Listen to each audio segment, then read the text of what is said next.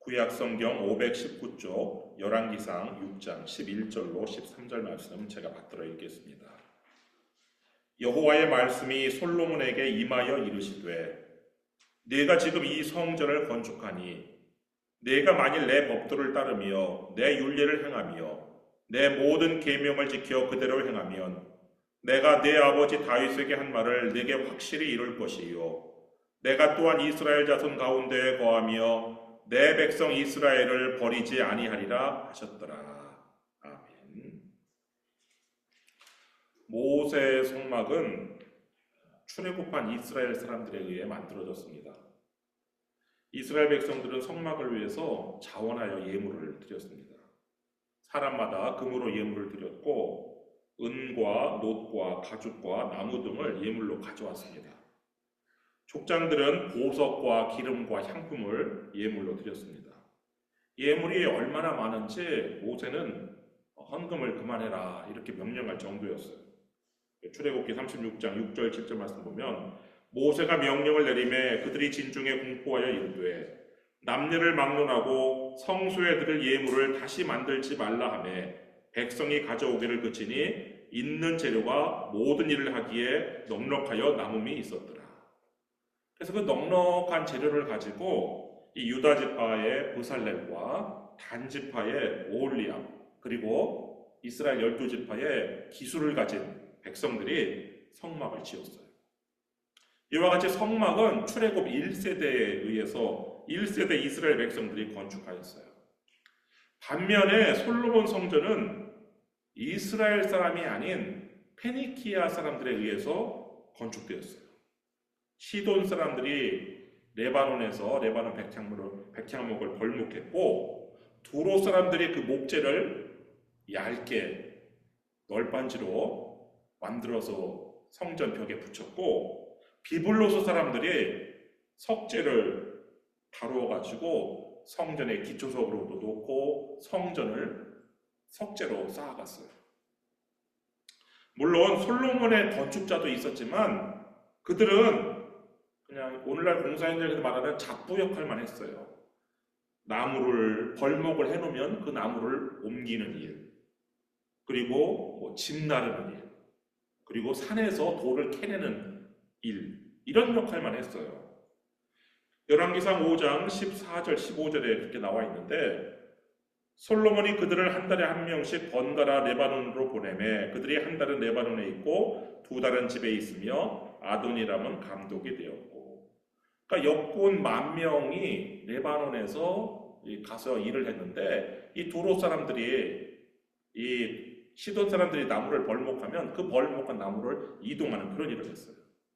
그리고 15절 솔로몬에게 또 짐꾼이 70,000명이요 산에서 돌을 뜨는 자가 80,000명이며, 그러니까 이스라엘 사람들은 그런 일들을 한 거예요. 레바논 백향목을 그냥 그 바다까지 운반하는 일이라든지 또 욥바에서 예루살렘까지 나르는 일이라든지 또 산에서 채석하는 일이라든지 이런 일을 하고 중요한 일들, 나무를 벌목하고 옥재를 다듬고 석재를 다듬어서 성전 건물을 짓는 중요한 일은 누가 했느냐? 페니키아 사람들이 다 했어요.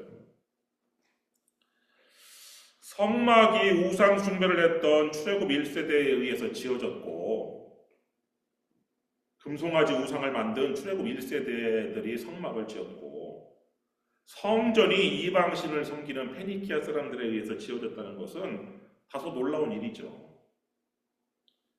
성막을 건축했던 그 이스라엘 백성들은 불신앙과 불순종으로 광야에서 다 죽고 하나님께서 예비하신 젖과 꿀이 흐르는 땅에 들어가지 못했어요. 또 성전을 건축했던 이 페니키아인들도 바알과 아세라를 섬김으로 인해서 하나님과 관계없는 사람들이 되었어요. 물론 가뭄에 콩나듯 대중에는 하나님을 섬기는 사람도 있었어요. 사르밧 과부도 그런 사람 중에 하나였는데 이 사르밧은 시돈에 속한 지역으로 이 사르밧 과부는 페니키아 여인이었어요. 근데 대기근이 찾아와가지고 양식이 떨어졌어요. 양식이 떨어져서 마지막 통에 한 움큼 되는 이 밀가루하고 병에 들은 한 주먹의 기름을 가지고 마지막 떡을 만들어서 아들하고 같이 먹고 이제 죽어야지 했었을 때 하나님께서 엘리야 선지자를 이 사르밧 과부에게 보내셨고, 엘리야 선지자는 이 사르밧 과부에게 하나님의 약속을 말하면서 떡을 만들어서 내게 가져오라 그랬어요. 그런데 이 사르밧 과부가 그 하나님의 말씀을 믿고 순종을 했어요. 그 순종한 페니키아 여인에게 하나님께서 기적을 허락하셨는데, 열왕기상 17장 16절 말씀 보면 여호와께서 엘리야를 통하여 하신 말씀같이 통에 가루가 떨어지지 아니하고 병에 기름이 없어지지 아니하니라. 그래서 기근 동안 굶어 죽지 않고 살아남을 수 있었어요. 근데 이런 사르밧 과부와 같은 이런 페니키아 여인이 어떻게 이렇게 신앙을 가지게 되었을까요? 아마 시돈 사람들이 그 성전 건축을 위해서 레바논 백향목을 벌목했는데, 아마 이 사르밧 과부의 남편도 솔로몬 성전 건축에 참여했던 사람으로 보여요. 그래서 이 사르밧 과부는 남편을 통해서 여호와 하나님을 알게 되었고 믿었던 것으로 보이는데, 근데 이러한 사르밧 과부와 같은 케이스는 아주 극소수이고, 성전 건축에 참여한 대부분의 페니키아 사람들은 바알과 아세라를 섬기는 것을 그치지 않았어요. 여러분, 성전 건축이나 성전 구입하는 것 등이 반드시 좋은 신앙을 보장해 주지는 않아요. 특히 하나님께서는 오늘 본문에서 성전보다 더 중요한 것이 있다는 것을 말씀하시는데, 열왕기상 6장 11절 다시 한번 보시면 여호와의 말씀이 솔로몬에게 임하여 이르시되, 하나님께서는 지난번에는 꿈으로 임하셨어요, 솔로몬에게. 근데 이번에는 말씀으로 이렇게 임하시는데, 어떤 말씀으로 임하셨느냐? 12절 말씀 보면은 내가 지금 이 성전을 건축하니 내가 만일 내 법도를 따르며 내 율례를 행하며 내 모든 계명을 지켜 그대로 행하면 내가 네 아버지 다윗에게 한 말을 네게 확실히 이룰 것이요. 지금 하나님께서는 성전을 한창 짓고 있는 솔로몬에게 나타나셔서 어떻게 보면은 다소 뜬금없는 말씀을 하고 계셔요. 아니, 사실은 이렇게 말씀하셨어야 되는 거 아니에요? 내가 지금 이 성전을 건축하니 내가 만일 내 성전을 아름답게 잘 건축하면 내가 네 아버지 다윗에게 한 말을 네게 확실히 이룰 것이요. 이렇게 말해야 되는 거 아니냐고요. 지금 솔로몬은 이 성전을 자신을 위해 짓는 게 아니에요. 하나님을 위하여 지금 짓고 있단 말이에요.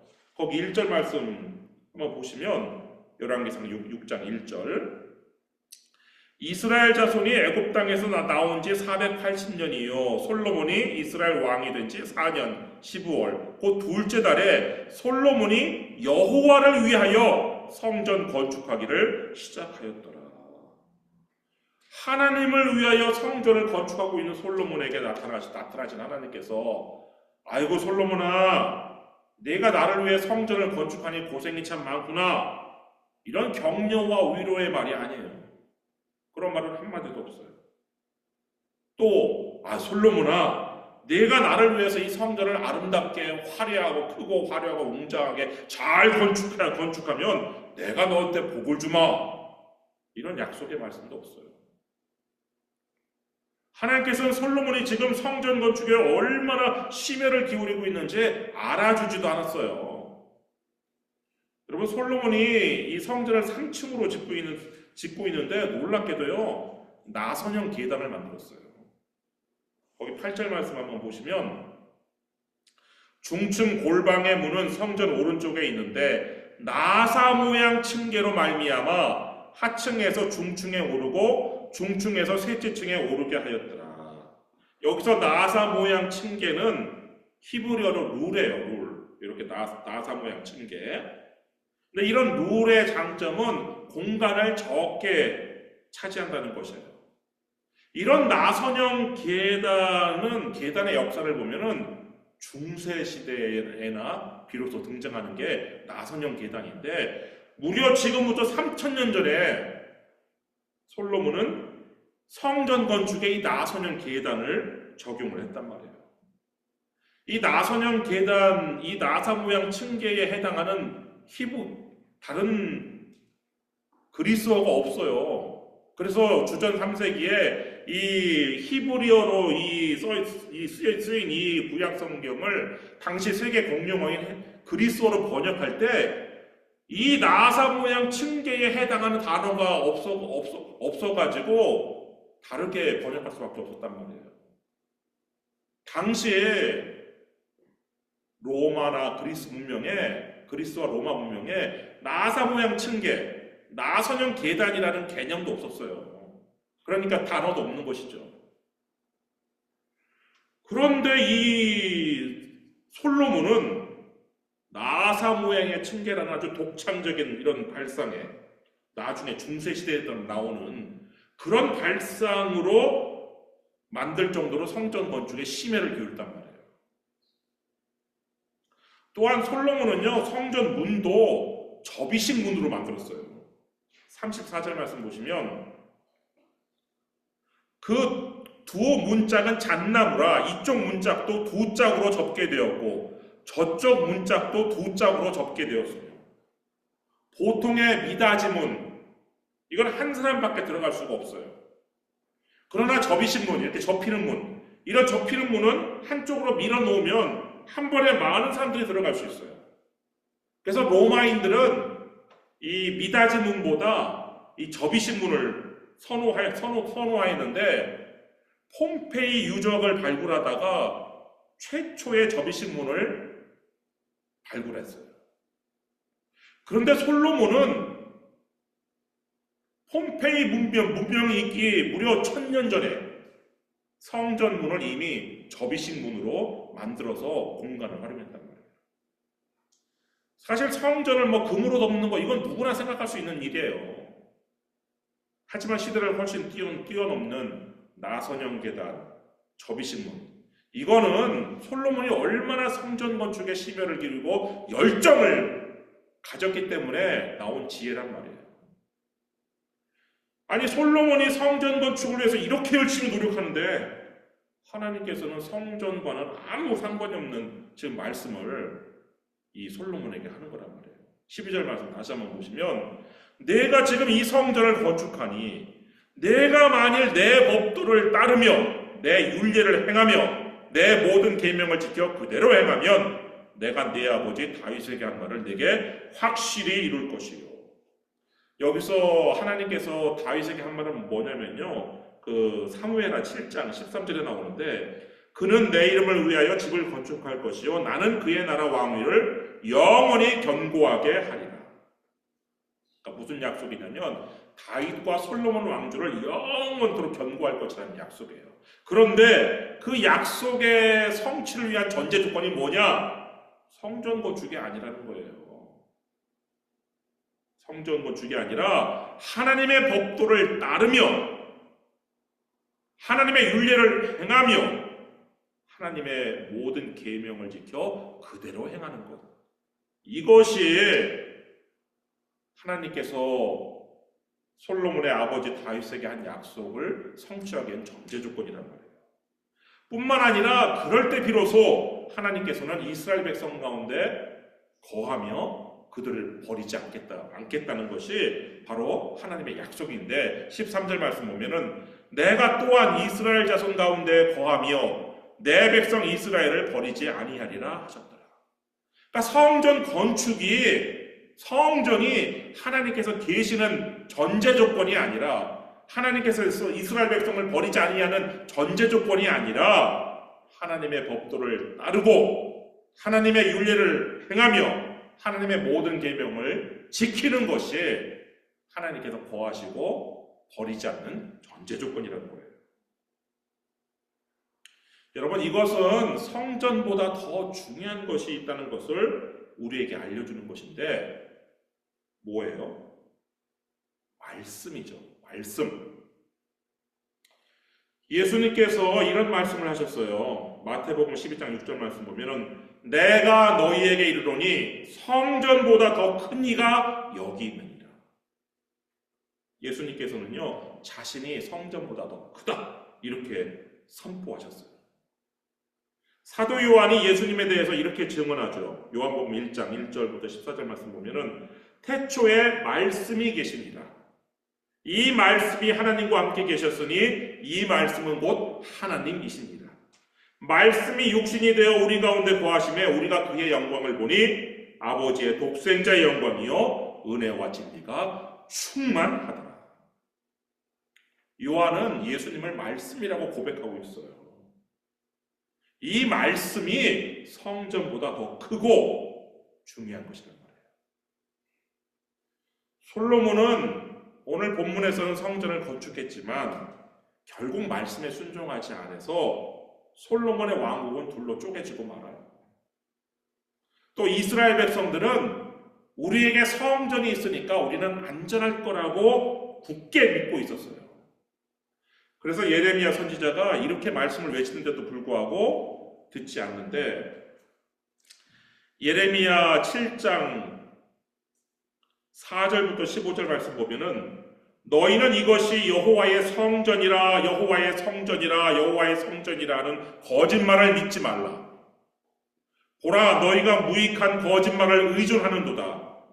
너희가 도둑질하며 살인하며 간음하며 거짓 맹세하며 바알에게 분향하며 너희가 알지 못하는 다른 신들을 따르면서 내 이름으로 일컬음을 받는 이 집에 들어와서 내 앞에 서서 말하기를 우리가 구원을 얻었나이다 하느니야. 이는 이 모든 가증한 일을 행하려 함이로다. 너희는 내가 처음으로 내 이름을 둔 처소 실로에 가서 내 백성 이스라엘의 악에 대하여 내가 어떻게 행하였는지를 보라. 그러므로 내가 실로에 행함같이 너희가 신뢰하는 바 내 이름으로 일컬음을 받는 이 집 곧 너희와 너희 조상들에게 준 이곳에 행하겠고 내가 너희 모든 형제 곧 에브라임 온 자손을 쫓아낸 것 같이 내 앞에서 너희를 쫓아내리라 하셨다 할지니라. 이러한 하나님의 경고에도 불구하고요, 이스라엘 백성들은 여호와의 성전이라고 하는 거짓말을 의존해서 성전만 믿고 말씀에 순종하지 않았어요. 결국 하나님의 심판의 날이 다가왔죠. 백성들이 그토록 믿었던 성전은 이방 군대에 의해서 잿더미가 되었어요. 그리고 그 안에 있던 각종 귀한 성물들은 전부 다 약탈당했어요. 예레미야 52장 17절 19절 말씀 보면은 갈대아 사람은 또 여호와의 성전의 두 놋기둥과 받침들과 여호와의 성전의 놋대야를 깨뜨려 그 놋을 바벨론으로 가져갔고 가마들과 부삿들과 부집개들과 주발들과 숟가락들과 섬길 때에 쓰는 모든 놋그릇을 다 가져갔고 사령관은 잔들과 화로들과 주발들과 솥들과 촛대들과 숟가락들과 바리들 곧 금으로 만든 물건의 금과 은으로 만든 물건의 은을 가져갔더라. 여러분, 이스라엘 백성들이 어리석다라고 느껴지세요? 오늘 우리도 똑같은 어리석음에 빠질 수 있어요. 헛된 거짓말에 속아서 정작 중요한 것이 무엇인지 놓치는 것이죠. 오직 여러분이 말씀을 읽고 말씀을 공부하며 말씀에 순종하는 말씀 중심의 신앙생활을 하시기를 주님의 이름으로 축원합니다. 기도하겠습니다.